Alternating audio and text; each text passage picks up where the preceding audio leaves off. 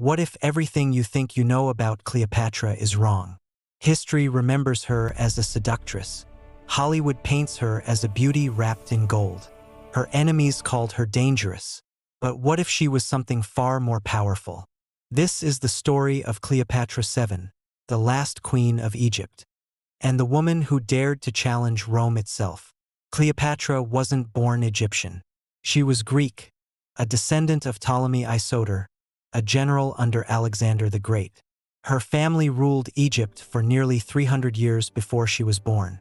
But the palace she grew up in wasn't filled with fairy tales. It was filled with betrayal. Brothers turned against sisters. Sisters poisoned brothers. Power meant survival. And at just 18 years old, Cleopatra was forced to co-rule Egypt with her younger brother, who soon exiled her. She was young, alone, outnumbered.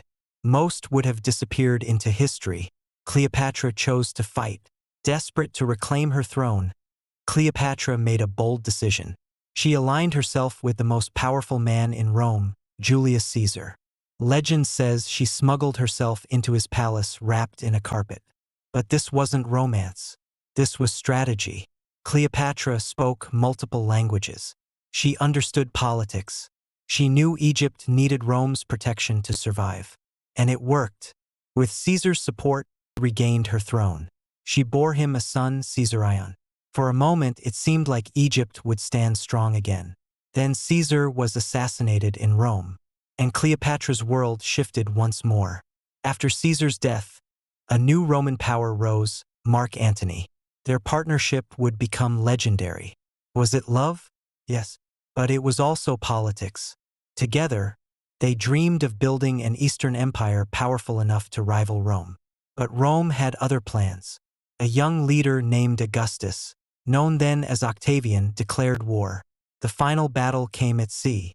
At the Battle of Actium, Cleopatra and Antony were defeated. Their forces collapsed. Their empire shattered. And Rome closed in. Antony, believing Cleopatra had betrayed him, took his own life. Cleopatra held him as he died. Now alone, facing humiliation, chains, and a Roman parade meant to display her as a trophy. She made one last decision. Rather than live as a captive queen, she chose death. Legend says it was by the bite of an asp. But the real truth may never be known. What we do know is this: with her death, Egypt fell, and Rome became an empire. Cleopatra was the last pharaoh. So, was Cleopatra just a beautiful seductress? Or was she one of the most intelligent political leaders of her time? Roman historians, loyal to Augustus, painted her as a manipulative temptress. Why?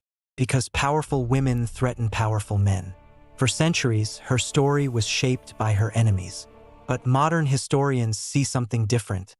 A multilingual ruler, a strategic diplomat, a woman navigating one of the most dangerous political landscapes in history. She didn't just fall in love. She played the greatest geopolitical game of her time. And she nearly won. Cleopatra wasn't perfect. She made risky choices. She trusted powerful men.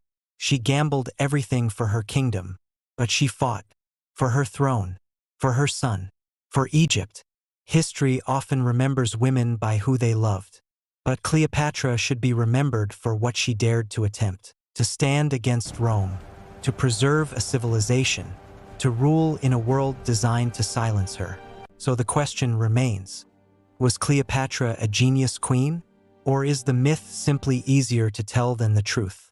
If you enjoyed this story, subscribe for more untold histories that change the way you see the past.